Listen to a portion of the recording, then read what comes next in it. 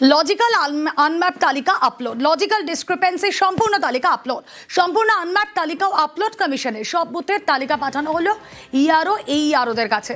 Supreme নির্দেশের পরেও তালিকা টাঙাতে দেরি, এখনো সব সরকারি দপ্তরে টাঙানো হলো না তালিকা। রাতে ওটিপি সমস্যার জেরে প্রিন্ট আউটে দেরি, সকালে জেলা শাসকদের তত্ত্বাবধানে প্রিন্ট নিচ্ছেন ইআরওরা। কথা বলবো, প্রতিনিধি অভিজিৎ চন্দ্র রয়েছেন সঙ্গে। অভিজিৎ,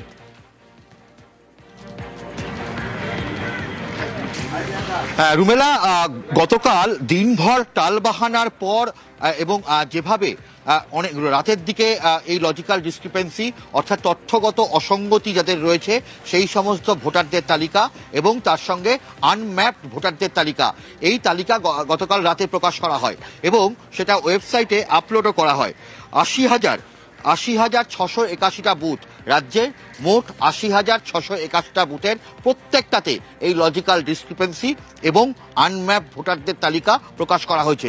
অর্থাৎ বলা যেতে পারে যে ৮০,৬৮১টা বুথেই এই লজিক্যাল ডিসক্রিপেন্সি অর্থাৎ তথ্যগত অসঙ্গতি এবং এই আনম্যাপ ভোটার রয়েছে।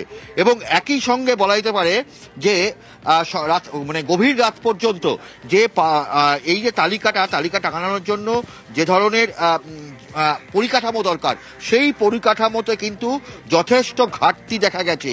এবং এখনো পর্যন্ত সমস্ত বুথে, সমস্ত বুথ কেন, বিভিন্ন ওয়ার্ড কমিটির অফিসগুলোতে, পঞ্চায়েত দপ্তরগুলোতে, ব্লক অফিসে, সেখানে বহু জায়গাতেই এখনো এই তালিকা প্রকাশ করা যায়নি, তালিকা টানানো যায়নি এবং সেটা নিয়ে যথেষ্টই ক্ষোভ বিক্ষোভ রয়েছে।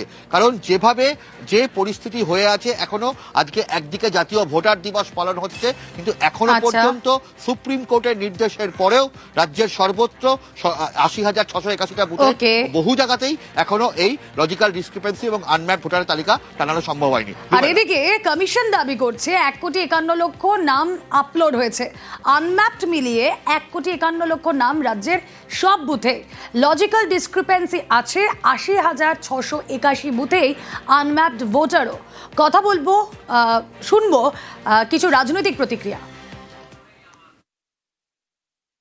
কেন প্রকাশ করছেন না? তার মানে সেই লিস্ট আপনার কাছে তৈরি নেই, অথবা সেই লিস্টে ব্যাপক কারচুপি আছে, অথবা সেই লিস্টটা তৈরি হয়েছে বিজেপির রাজনৈতিক সুপারিশে, যার মধ্যে পরিষ্কার দেখা যাবে যে সম্পূর্ণ অকারণে যে কোনো ছুতো করে এই মানুষগুলোকে ডাকা হচ্ছিল।